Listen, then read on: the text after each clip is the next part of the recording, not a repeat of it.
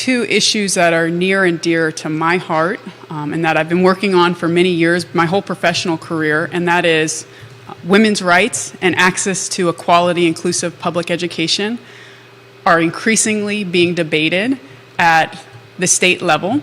And I want, at this moment in time, there to be a representative in Richmond who can speak to those issues passionately, personally, and effectively.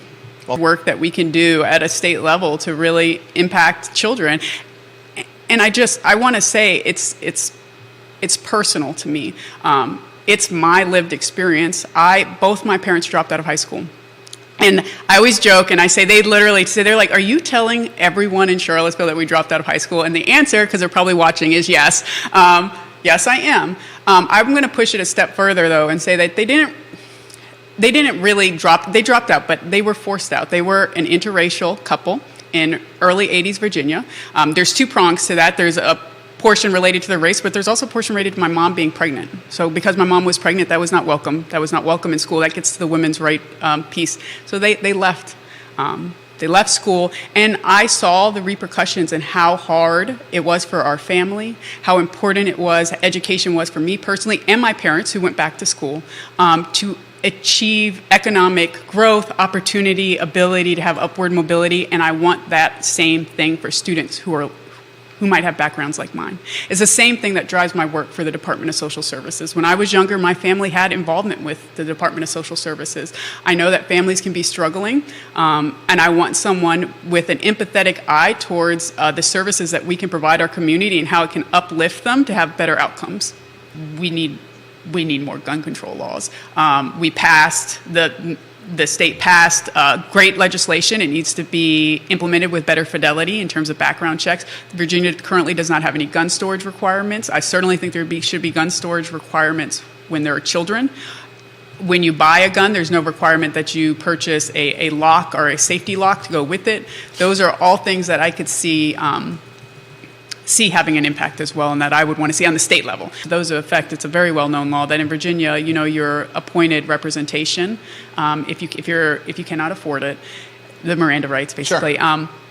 If you are found guilty, which is commonplace, we take pleas in many of our criminal cases or plea deals, you are expected to pay that back. And if we talk about recidivism and how we touch upon creating a better or brighter future, we should be propping up those who after they've served their time are back in the community, not giving them fines that are going to keep them down. So I am the only woman in the race. You at are? A time when women's rights are the number one issue for voters. You think they are? I think so, and rightfully so. Okay. And it's not just about access to abortion. It's about access to reproductive health care.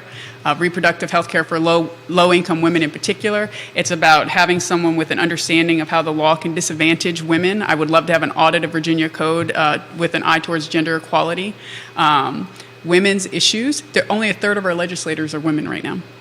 We need more of them, and we're potentially losing one in this seat with Sally's exit. And so electing... She's challenging Creed Eads, Virginia State Senate. I didn't mean to interrupt. I apologize. Now, this is like a kind of a clickbait thing, but like a recent thing that happened was they were debating menstrual app data. If we're going to be at a state level arguing around menstrual apps, there need to be more women at the table.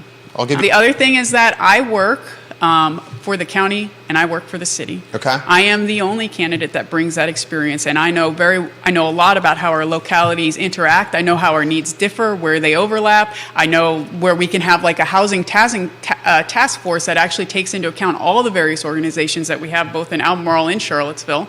So I bring that, having that dual experience. And women are, it's just been shown, they're less likely, they always feel like they're underqualified for a job. So I'm going to go on record right now and say that I am the most qualified one for this position. Ooh, I like that moxie. Yeah. Most qualified for the position. I've been doing local government work my whole professional career has been in public service work. Okay. I'm a teacher. I'm an attorney for the city. Yeah. I represent the Department of Social Services. I represent the airport. I represent the General Registrar. I'm chair of the Albemarle County School Board, managing a budget that's $257 million. I have experience. I'm not coming out of nowhere with this. And it's work that I'm passionate about. It's not work that I started because the race is open. This is work that I've been doing for a long time. You have. And on behalf of children and families and women. This is what has been driving me, and that's what we want right now. And I know, having been a pregnant woman in my life, that pregnancy, when you start putting timelines on when you can get certain medical procedure, it's the decision between a doctor and a woman. And it's based on her situation, and legislators need to make sure that we are not over-legislating women's bodies. And it's not just... It's so straightforward. I mean, it's so crazy that we're at this point, right? Yeah. It's beyond, I'd want to say it's beyond abortion. Because, yeah, it is beyond abortion. Because like Planned Parenthood provides pregnancy prevention tools for women. It provides reproductive health care that they might otherwise be able to afford. Just someone to talk to. Yes. Just a conversation, yeah.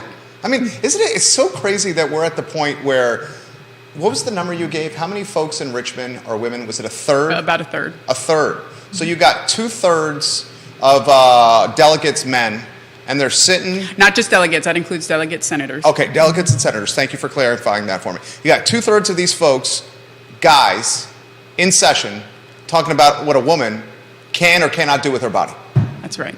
It sounds asinine. And if you say, I have 3 brothers, that's probably going to be the soundbite I don't want, but I love guys, I have 3 brothers, yeah. it's just... Oh, you're not marginalizing men by that. No. I'm just saying, why are men in suits, in session, talking about what women can do with their bodies?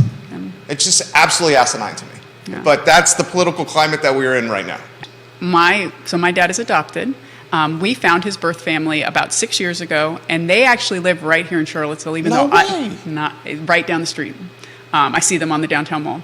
I found that out. I did the 23andMe DNA test. I found it out. We were able to connect. We were able to find my dad's biological parents. They are an interracial couple. My dad was born in 1966, before interracial marriage was legal. So when he was born, his parents could not marry.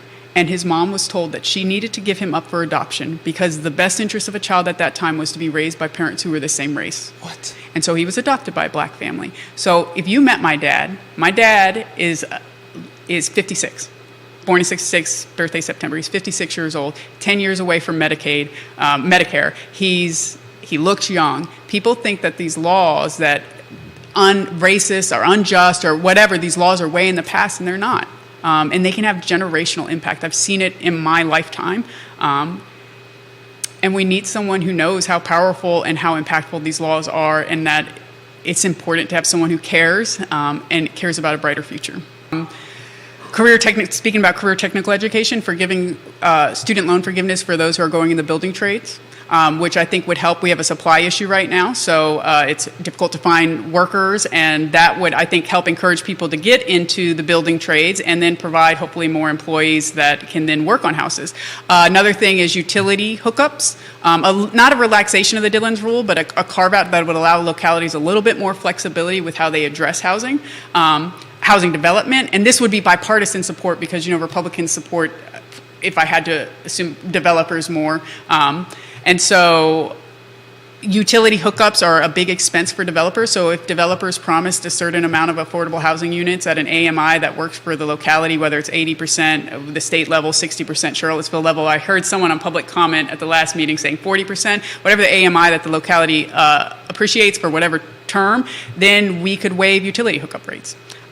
Same with infrastructure. Infrastructure to get into developments is a big expense. I know this from my work on the school board because when we're looking at places to develop centers, if it doesn't have existing infrastructure, the cost alone is so prohibitive that we can't proceed with that.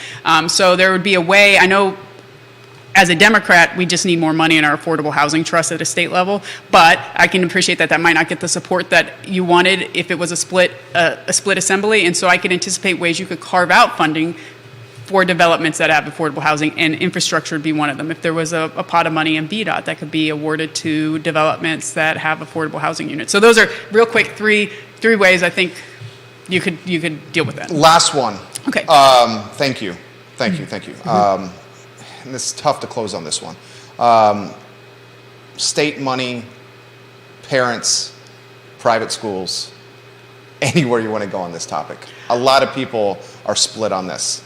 Should we be able to value a public school education and utilize a portion of that value to have parents pay or subsidize a private school tuition? No. Your thoughts on that? You say no completely. No. Okay. Last question I'm asking you here. Yeah, that's in essence Defunding public schools, is that what you're saying? That's a euphemism for defunding public Okay. education. Now, don't get me wrong. Well, the answer is no to that. Private schools have a reason. Children have different needs. Parents have choice in what they do with their children. Absolutely. State funds. The problem is if you're doing the educational saving plans, I think is what they were called, it is not enough to afford a private school education. That's correct. It is supplementing for parents who probably already can afford it. That's probably true. It is taking money away from public schools that then are the only option for many of our students. So it's creating a segregation between what is available to our students. It's furthering that. If you're going to put public funds, public monies towards education, it should be for public education. Also, I think of I know Charlottesville is a dense, this district's 11 square miles, I think. Rural counties will not have access to public schools in the same way that we here in Charlottesville think that because this is one of the highest per capita private schools areas in Virginia, I believe.